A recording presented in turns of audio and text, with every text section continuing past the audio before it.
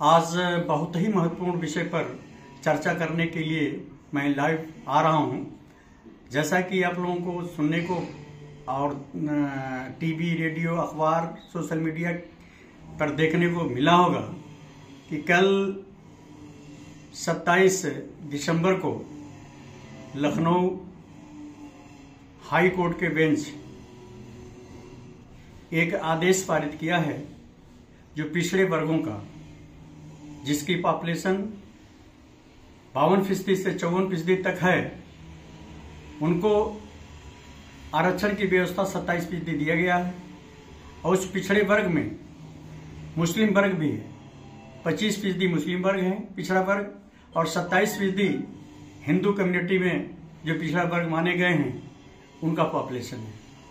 इन लोगों को आरक्षण की व्यवस्था निकाय चुनाव में दिया गया था, लेकिन हाई कोर्ट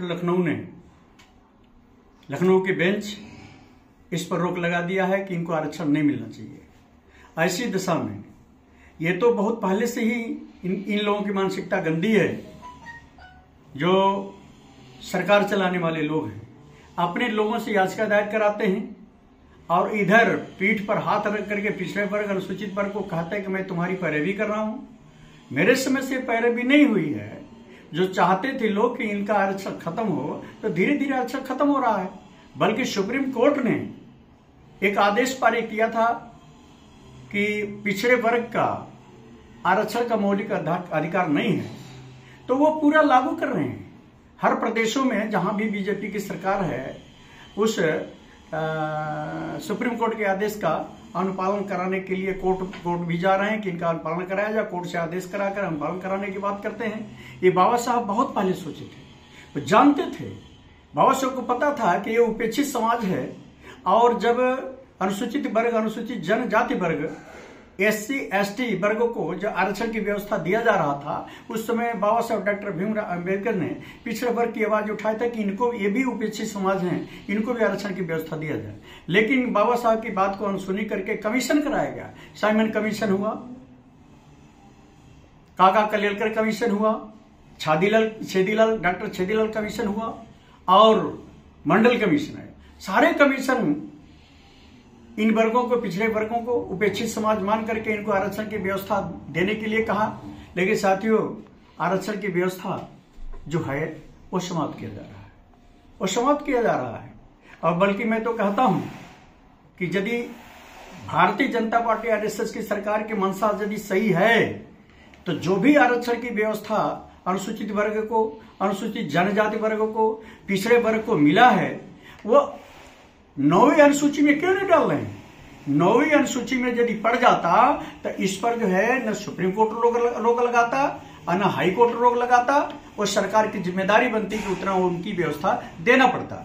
लेकिन 9वीं अनुसूची में न डाल करके वैसे खुला रखा गया है। जब मर्जी है तब याचिका दायर कराया जाता है, जब मर्जी है जब जो है कोर्ट आदेश भी कर देती है। ऐसी दिशा में मैं आप लोगों से यही गुजारिश करूंगा कि आप लोगों को अब सोचना होगा, अब आप लोगों को विचार करना होगा कि ये सरकार जो RSS की सरकार है, न पिछड़े वर्ग का आरक्षण देखना चाहती है, न अनुसूचित वर्ग का आरक्षण देखना चाहती है, न अनुसूचित जनजात वर्ग का आरक्षण देखना चाहती है। यहां तक कि बहुजन समाज को ही नहीं देखना चाहते, गुलाम बनाकर रखना चाहते हैं। तो जो संविधान में जो व्यवस्था से जो आरक्षण की व्यवस्था मिली है, उसको 9वीं अनुसूची में मैं मांग करता हूं कि उनको 9वीं अनुसूची में ये डाल दिया जाए, ताकि जो है सदियों के लिए बरकरार रहे। ऐसी दिशा में साथियों, मैं आप लोगों से अपील करूंगा कि इस सरकार की नीति और नीयत को आपको परखना होगा, जानना होगा। और आने वाले, अभी पीठ थपथपाने के लिए बात हुआ है कि हम लोग कोर्ट जाएंगे, सुप्रीम कोर्ट चले जाएंगे, हाई कोर्ट ने आदेश जो कर दिया है इसके विरोध में हम चलेंगे, सुप्रीम कोर्ट चले जाएंगे, या आरक्षण की व्यवस्था बेगर दिए हम चुनाव नहीं कराएंगे। ये तो आने वाला जो समय है, इसके लिए पीठ थपथपाने के लिए कहा गया है कि पीठ थपथपा दिया जाएगा और 2024 में चुनाव लड़ा जाएगा, इनका वोट ले लिया जाएगा। 2024 के बाद पुनः इनका हम खत्म कर देंगे। ये इनकी मंशा है, इनकी नियत ये बन चुकी है। ऐसी दिशा में आपको 2024 के लिए आप सबको जो है पिछड़ा वर्ग हो, अनुसूचित वर्ग हो, अनुसूचित जनजाति वर्ग हो, ये तैयार होना पड़ेगा, आंदोलन का रूप लेना पड़ेगा। इस आंदोलन का रूप सावित्रीबाई फुले दे चुकी हैं। आप लोगों को पता होना चाहिए, सावित्रीबाई फुले बीजेपी के सांसद थी, लेकिन जब इनको पता चला कि आरक्षण खत्म हो रहा है, संविधान का कानून खत्म हो रही है, संविधान बदलने की साजिश है, तो उन्होंने भारतीय जनता पार्टी से इस्तीफा देकर के संसद पद छोड़ करके आंदोलन चलाने के अधिकार हमको मिलना चाहिए। संविधान में बाबा साहब डॉक्टर भीमराव अम्बेडकर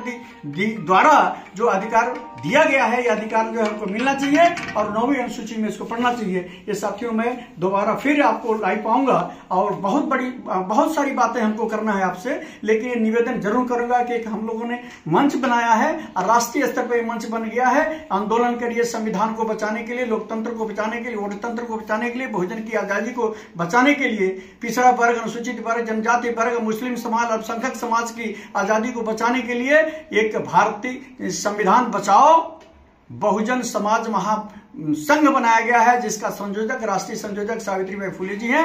और आप लोग आइए और ये आंदोलन में साथ दीजिए और 2024 में भारतीय जनता पार्टी की सरकार, आरएसएस की सरकार को रोकने का हम लोग काम करेंगे। विकल्प की तलाश है, विकल्प बनने की भी तलाश है, ये हम लोग काम कर रहे हैं। इसलिए साथियों, मैं आप लोगों से गुजारिश करूंगा, बहुत क्षेत्रीय पार्टी बनी हुई है, तमाम लोग क्षेत्रीय पार्टी बना करके काम कर रहे हैं, लेकिन हर उस मंच पर आरएसएस के लोग बैठे हुए हैं। इसलिए आपकी भागीदारी की, आपकी जो है अधिकार की, आपके आरक्षण की, आपकी संविधान बचाने की, लोकतंत्र बचाने की, वोटतंत्र बचाने का वो काम नहीं करेंगे। वो आरएसएस का भी सारे मंच हो गए हैं। एक मंच सावित्रीबाई फुले ने जो अपना त्याग करके और आपके लिए लड़ाई लड़ रही हैं, जो संविधान को बचाने के लिए, लोकतंत्र को, आजादी को बचाने के लिए आपकी लड़ाई लड़ रही हैं। इस लड़ाई में आप लोग सारे लोग एक सहमति बना करके एक मंच पर आइए, इस लड़ाई को आगे बढ़ाया जाए। और सावित्री जी का नीति और नियत सबको पता है, पूरा भारत जानता है, और निष्पक्ष ढंग से और वफादारी के साथ, ईमानदारी के साथ,